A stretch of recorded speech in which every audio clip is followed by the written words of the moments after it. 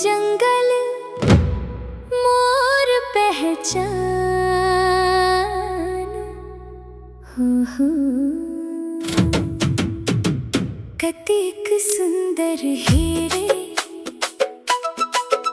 हमर छत्तीसगढ़, हमर छत्तीसगढ़।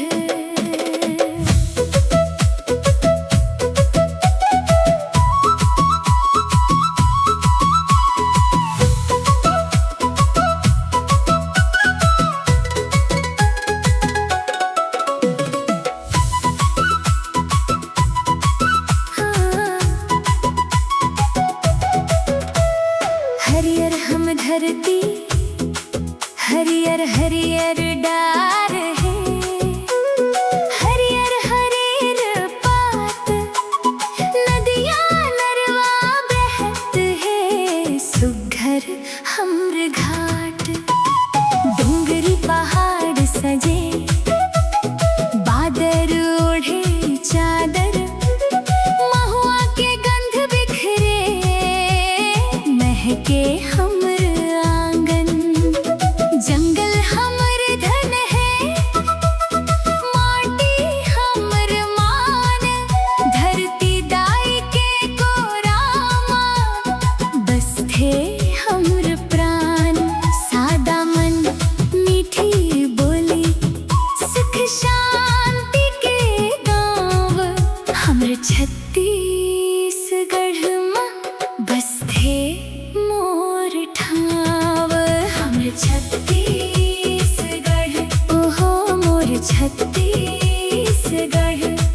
कतेक सुघर लागे रे, डोंगरी पहाड़, नदियाँ नरवा, हरियर चोला पागे रे।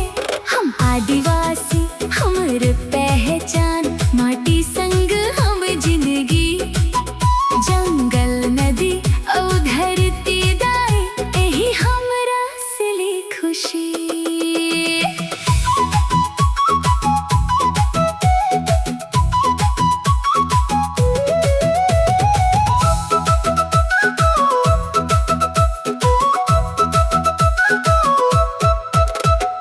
जंगल औ नदिया साल के बन, साजा के छैहा तेंदू पान मुस्काए, महुआ फूले गंध उड़ाए, भंवरा गीत सुनाए।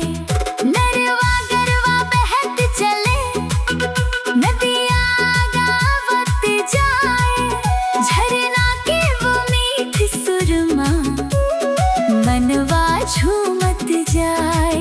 बिहड़ जंगल खुला गगन, चिड़ै चहके चारों ओर, कोयल कूके डार डार माँ, मोर नाचे घन घोर।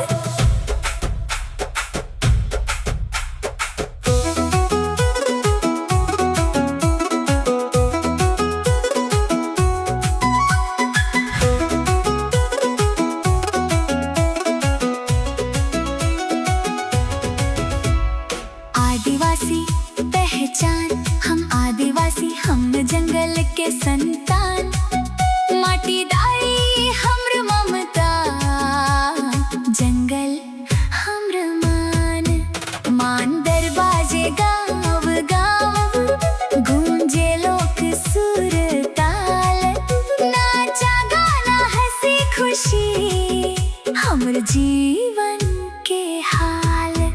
देवगुड़ी के पवित्र माटी, जोड़त सबके हाथ, मिलजुल के रही वो संगी, बनके एक साथ। ना बैर रहे ना भेद रहे, सबके मन माँ प्यार, शांति सुख औ हरियाली, ए हमर छत्तीसगढ़ के श्रृंगार। मोर छत्तीसगढ़, तोर माटी ला प्रणाम, हरियर